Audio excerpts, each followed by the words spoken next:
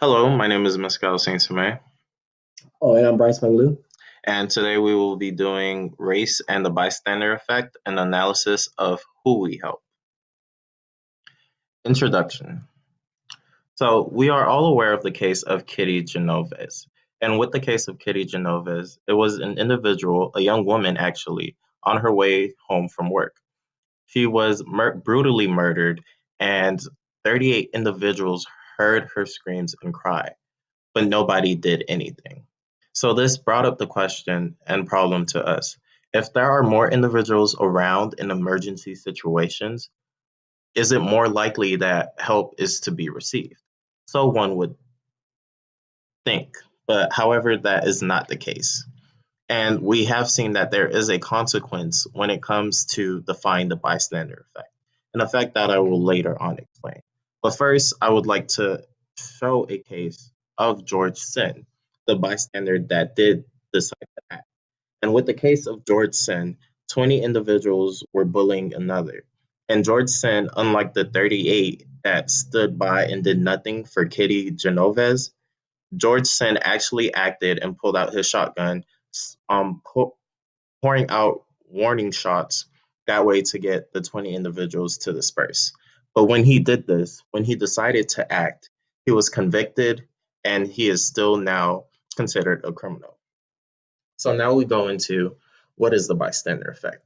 Well, Cherry defines the bystander effect as the diffusion of responsibilities to others when we are in large crowds.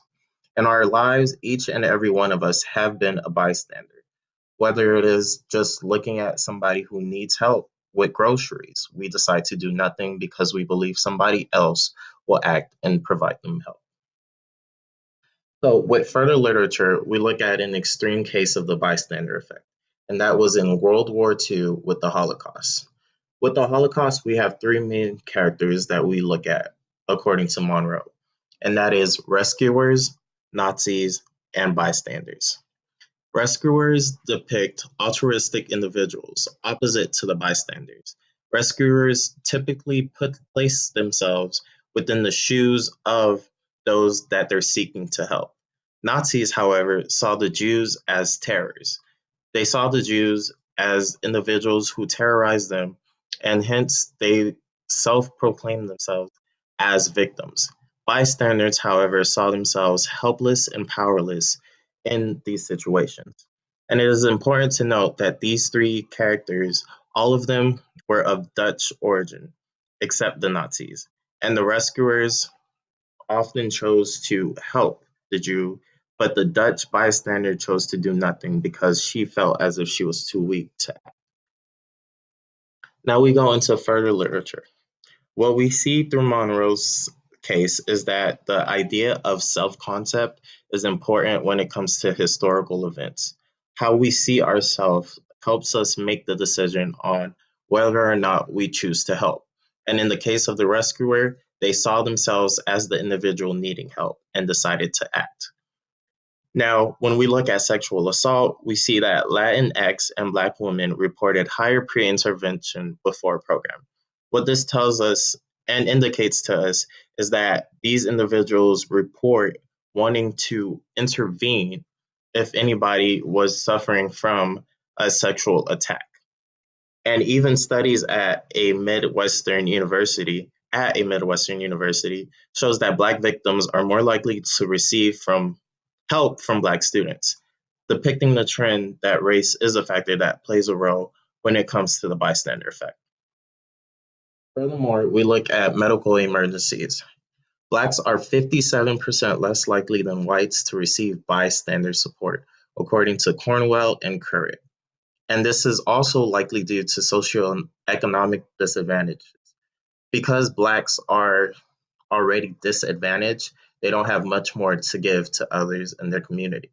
And then finally, we're going to be using the case of the Midwestern University of Wegner, Daniel, and Crano, and within our own study to try and figure out and address the question of race and its relations to the bystander effect. So our research question is, Are individuals who identify with others of the same race more likely to help those of the same race when in need? We hypothesize that individuals will provide more help to those of the same race as them. And we're going to do this research design through a naturalistic observation and cross-sectional studies.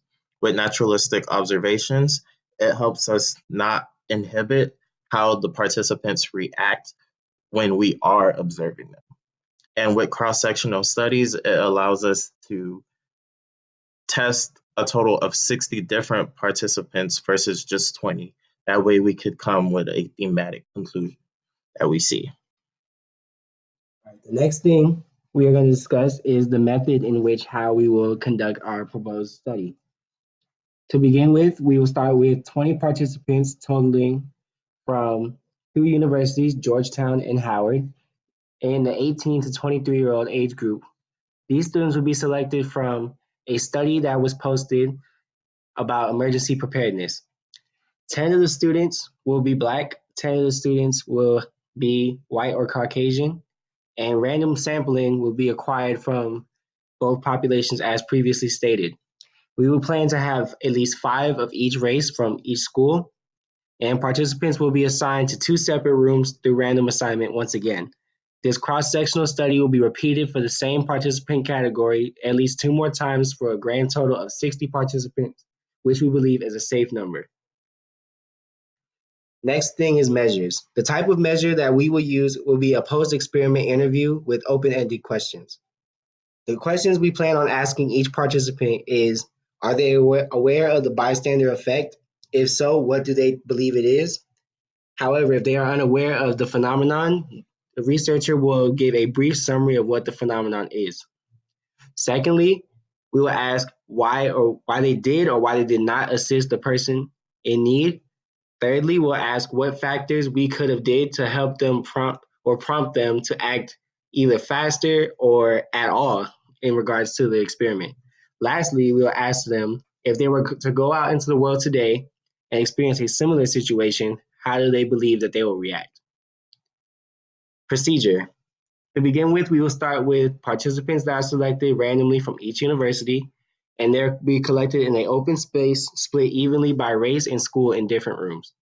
Nextly, we will have a conversation with each participant, asking them random topics so that they were unaware of the upcoming, unaware of the upcoming procedure, and thus not to prime the participants.